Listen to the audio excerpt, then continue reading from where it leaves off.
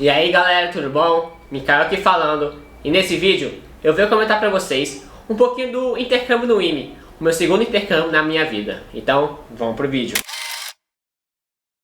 Explicando como é que funciona o intercâmbio. Basicamente, no quarto ano do IME, no segundo semestre, os alunos eles não têm basicamente aulas. É um semestre especial, onde os alunos eles são dedicados para fazer intercâmbio ou fazer estágio profissional, podendo ser estágio em empresas ou estágio em algumas organizações militares. Caso o aluno opte por fazer intercâmbio, o que a maioria das pessoas fazem, elas precisam de alguns requisitos mínimos. Entre eles é ter boas notas e ter proficiência linguística, inglês ou francês, alguma coisa que comprove sua proficiência. Um caso particular, no IME não aceita fazer nenhum intercâmbio em algum país que fala espanhol, só países que falam além disso. Na prática, os alunos começam a escolher entre Estados Unidos e Europa, basicamente.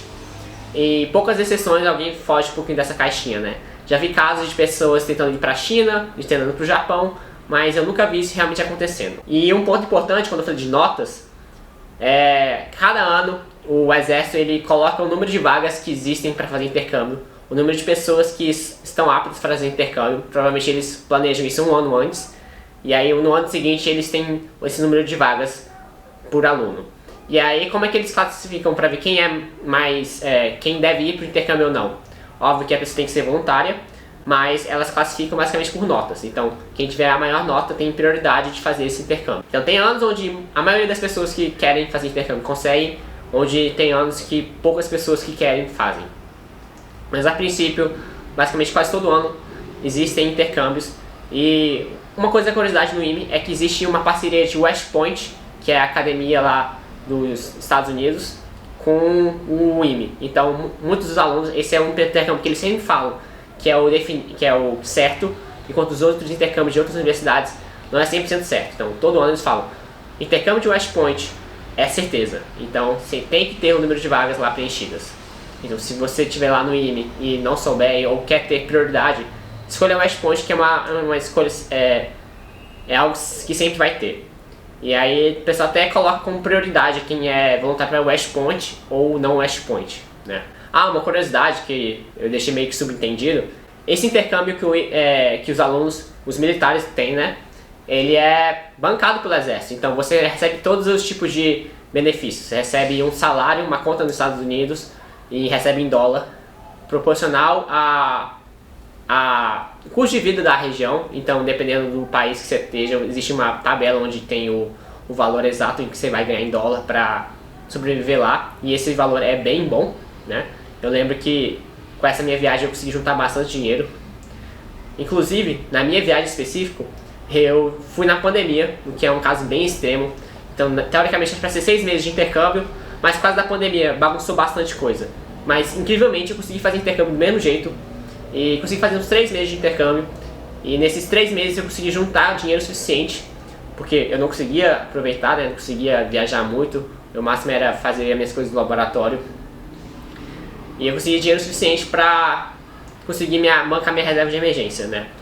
Mas isso aqui é de outro papo. Falando agora do meu intercâmbio, eu fiz intercâmbio na Alemanha, em Umenau. É uma pequena cidade no centro da Alemanha. E minha pesquisa era sobre satélites.